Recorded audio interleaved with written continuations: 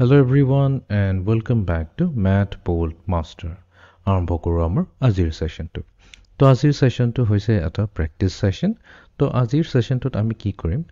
Right angle, acute angle and obtuse এংগলক আমি construct কৰিম। ঠিক আছে? তো ইয়াতে টোটেল 7 কুৱেশ্যনছ আছে। তেনেহ'লে আমি আৰম্ভ কৰোঁ। তো এইটো হৈ গ'ল আমাৰ ফাৰ্ষ্ট প্ৰব্লেম। তো প্ৰব্লেমটো এবাৰ আমি পঢ়ি লওঁ। Make an obtuse angle by using the three black points as follows. তো আমাক ইয়াতে তিনিটা ব্লেক পইণ্টছ দিয়া আছে। এই তিনিটা ব্লেক পইণ্টছ ইউজ কৰি পেলাই আমি কি কৰিব লাগিব? এটা অবটিউজ এংগল বনাব লাগিব। এতিয়া কেনেকৈ বনাম? কৈছে যে drag the vertex of the angle to place the vertex at the correct black point. তো ইয়াতে এইটো কমন ভাৰ্টেক্স পইণ্ট হয়। এইটোক ড্ৰেগ কৰি পেলাই আমি কাৰেক্ট যোনটো ব্লেক পইণ্ট হয় তাৰ লগত মেটচ কৰিব লাগিব। তাৰপিছত drag the points on the raise. এই ৰেজতো কেইটামান পইণ্টছ আছে। এইকেইটা পইণ্টছ হৈ গ'ল ৰেজত থকা পইণ্টছ। সেইকেইটা ইউজ কৰি পেলাই আমাক কি কৈছে? এই বাকী বাচি থকা দুটা ব্লেক পইণ্টেৰে পাছ কৰাব দিছে ছাচ ডেট সেই ৰেৰ মাজত যোনটো এংগলটো হ'ব সেইটো অবটিউজ এংগল হ'ব। তো প্ৰথম কথা আমি এইটোৱে মনত ৰাখিব লাগিব অবটিউজ এংগল কিনো হয়। তো অবটিউজ এংগল হৈছে, তো লেটছ চে আমাৰ তাত আছে দুটা ৰে আৰু সেই দুটা ৰে ইটো সিটোৰ লগত ৰাইট এংগল হৈ আছে, তাৰমানে 90 ডিগ্ৰী বনাই আছে। ঠিক আছে? এতিয়া আমি যদি এটা ৰে লওঁ আৰু আনটো ৰে লগত যোনটো এংগল বনাইছে সেই এংগলটো যদি 90 ডিগ্ৰীতকৈ বেছি হয় আৰু ষ্ট্ৰেইট এংগলতকৈ কম হয়, তেনেহ'লে আমি কি পাই যাওঁ? আমি পাই যাওঁ এটা অবটিউজ এংগল। ঠিক আছে? অবটিউজ এংগল। তো আমাক এই অবটিউজ এংগলে বনাব দিছে। তাৰমানে আমাৰ এটা ব্লেক পইণ্টেৰে ভাৰ্টেক্সটো থাকিব আৰু বাকী দুটা ব্লেক পইণ্টেৰে এই ৰেটো পাছ হ'ব লাগিব ছাচ ডেট তাহাঁতৰ মাজৰ যোনটো এংগল হ'ব সেইটো এটা অবটিউজ এংগল হ'ব। ঠিক আছে? তো আমি কি কৰিম? তো লেটছ চে আমি এইটোক প্ৰথমতে ড্ৰেগ কৰি লওঁ। তো লেটছ চে এইটোক আমি ড্ৰেগ কৰি পেলাই এইটো ব্লেক পইণ্টৰ লগত কোইনচাইড কৰি দিলোঁ। তাৰপিছত এতিয়া আমি কি কৰিম?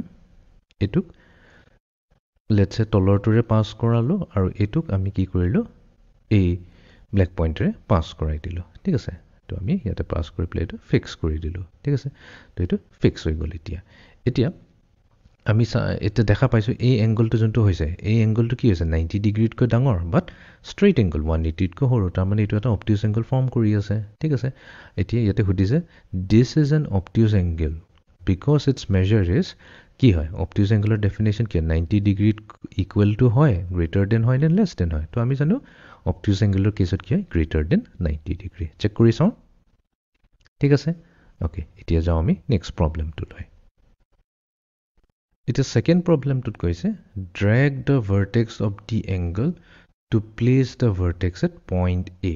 ঠিক আছে? তো ইয়াতে দুটা পইণ্ট আছে, পইণ্ট এ বি। আমাক কৈছে এই ভাৰ্টেক্সটো উঠাই পেলাই পইণ্ট এ লগাই দিব কৈছে। ঠিক আছে? লগাই দিলোঁ। ফাৰ্ষ্ট পাৰ্টটো হৈ গ'ল। নেক্সট পাৰ্টটোত কৈছে drag another point on the angle to make one of the rays go through point B. ঠিক আছে? তো এতিয়া আমাৰ কি আছে? দুটা ৰে আছে। দুটা ৰে আমি এনেকুৱাকৈ আমি পাছ কৰাব লাগিব বি পইণ্টেৰে। ঠিক আছে? তো আমি এইটো ইউজ কৰিব পাৰোঁ, নহ'লে আমি এইটো ইউজ কৰিব পাৰোঁ। ঠিক আছে? দুটাৰ ভিতৰত যিটো, তো আমি এটা কাম কৰোঁ, এই ৰেটো পাছ কৰাই দিওঁ বি ৰে। ঠিক আছে? এইটো বি ৰে পাছ কৰাই দিলোঁ। ফাইন। এতিয়া তাৰপিছত নেক্সট কি কৈছে? Make the other ray go through one of the unlabeled black points to create a right angle. এতিয়া কি কৈছে? দুটা আনলেবল আছে, এই দুটাৰ একো লেবেলিং হোৱা নাই। তো আইডাৰ এইটোৰে পাছ কৰা বা এইটোৰে পাছ কৰাৰ পিছত আমাৰ যোনটো এংগল হ'ব সেইটো 90 ডিগ্ৰী হ'ব লাগিব। তো এই প্ৰথম পইণ্টেৰে যদি পাছ কৰোঁ দেন এইটো এংগল জানো 90 ডিগ্ৰী হ'ব? নাই, এইটো হ'ব নোৱাৰে বিকজ এইটো লেছ দেন 90 ডিগ্ৰী দেখাতে গম পায়। এতিয়া আনটো পইণ্টেৰে যদি আমি পাছ কৰাই দিওঁ, এতিয়া আমি ক্লিয়াৰলি দেখা পাইছোঁ ইয়াতে এটা কি ফৰ্ম হৈ গৈছে? স্কুৱেৰ ফৰ্ম হৈ গৈছে। তো তাৰমানে এইটোৱে হ'ব আমাৰ এংগল 90 ডিগ্ৰী। ঠিক আছে? তো এতিয়া আমি ইয়াতে ক'ব লাগিব যে this is a right angle because it's measure is কি হ'ব? Equal to 90 degree. ঠিক আছে? চেক কৰি চাওঁ। ঠিক আছে? এইটো হৈ গ'ল। এতিয়া আমি যাওঁ থাৰ্ড নম্বৰ প্ৰব্লেমটোলৈ। ঠিক আছে? Drag the vertex of the angle to place the vertex at point A. ঠিক আছে? তো প্ৰথমতে আমি কি কৰিম? এইটো হৈ গৈছে আমাৰ কমন ভাৰ্টেক্স, এইটোক আমি ড্ৰেগ কৰি পেলাই লৈ যাব লাগিব পইণ্ট এৰে। ঠিক আছে? তো এইটো আমি অলপ এড কৰি লওঁ। তো এইটো হৈ গ'ল আমাৰ পইণ্ট এ। ফাইন। নেক্সট কৈছে drag another point on the angle to make one of the rays go through point B. ঠিক আছে? এটা পইণ্ট বিৰে পাছ কৰাব কৈছে।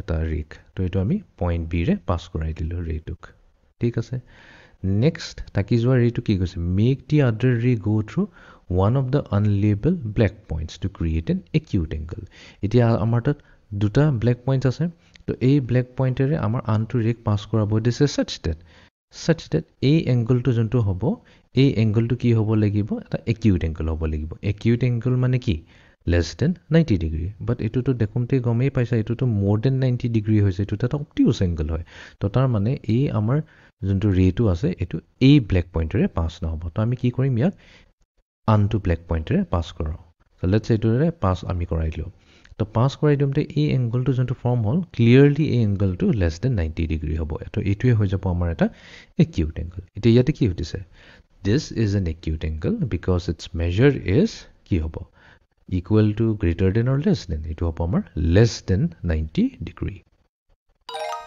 ঠিক আছে তো এতিয়া যাও আমি next problem টো লৈ make an obtuse angle by using the three black points as follows ঠিক আছে তো আমাক তিনটা পইণ্ট দিছে ইয়াতে কোনো লেবেলিং নাই কিন্তু এবাৰ প্ৰথমতে কৈছে drag the vertex of the angle to place the vertex at the correct black point ইয়াতে খালি correct black point কৈছে তাৰ মানে আমাৰ যেটো এই vertex টো হ'ব তো ইয়াত হ'ব পাৰে ইয়াত যদি হয়তো আমি তলত নমাই লওঁ তো ইয়াতেও হ'ব পাৰে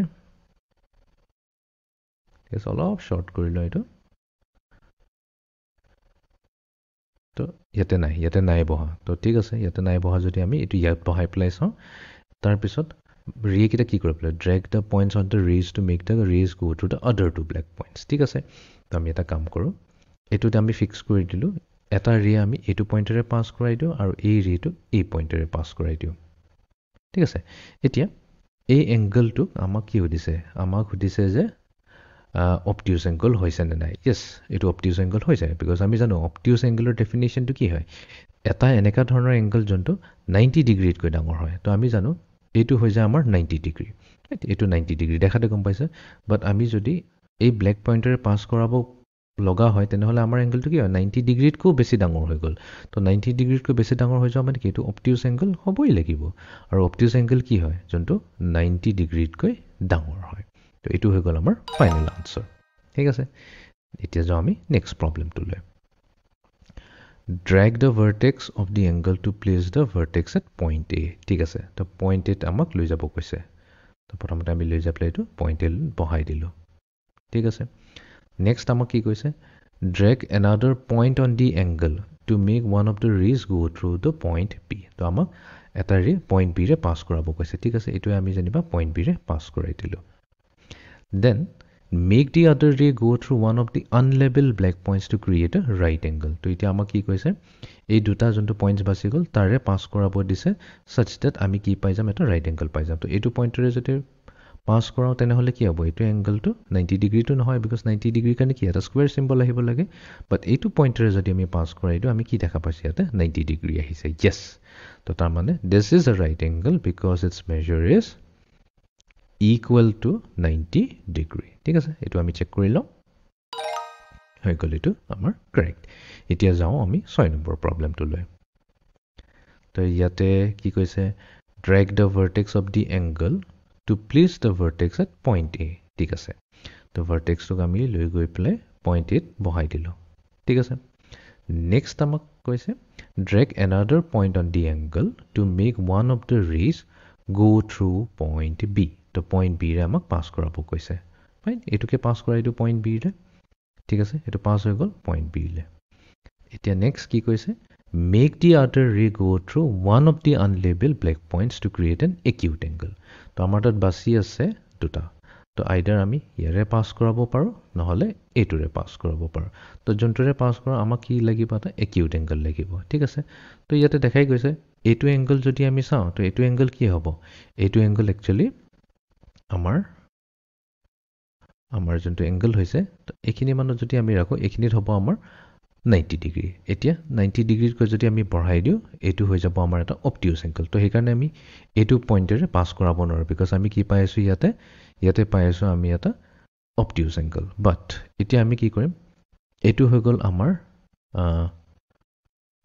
গল আমাৰ 90 ডিগ্ৰী ঠিক আছে এফাললৈ যদি যাও আমাৰ কি হ'ব 90 ডিগ্ৰীত কৈ ডাঙৰ হৈ যাব ঠিক আছে এইটো মই কৈছোঁ এইটো 90 ডিগ্ৰী আৰু এইফাললৈ যদি যাওঁ এইটো 90 ডিগ্ৰীতকৈ সৰু হ'ব তো ক্লিয়াৰলি আমি কি দেখা পাইছোঁ যে আমাৰ যোনটো এংগলটো হৈছে যেতিয়া এই পইণ্ট ব্লেক পইণ্টেৰে পাছ হৈছে এইটো 90 ডিগ্ৰীতকৈ সৰু হৈছে তেতিয়াহে আমি কি পাম এটা একিউট এংগল পাম তো ইয়াতে কৈ আছে একিউট এংগল কি হয় এনেকুৱা ধৰণৰ এংগল যাৰ মেজাৰটো লেছ দেন 90 ডিগ্ৰী হয় ঠিক আছে চেক কৰি চাওঁ অ'কে ফাইন এইটো ক্লিয়াৰ হৈ গ'ল এতিয়া আমি যাওঁ আমাৰ আজি সেশনৰ final প্ৰবলেমটোলৈ drag the vertex of the angle to place the vertex at point A ঠিক আছে এটোক লৈ পেলাই আমাক vertex A বহাব দিলে তাৰ পিছত কৈছে drag another point on the angle to make one of the rays go through point B ঠিক আছে এটোকে পাস কৰাই দিও point B ৰে make the other ray go through one of the unlabeled black points to create an obtuse angle তো আমাৰ তাত আছে দুটা তো obtuse angle বনাব দিছে তো আইদাৰ আমি ইয়াৰে পাস কৰাব পাৰো নহলে এটোৰে পাস কৰাব পাৰো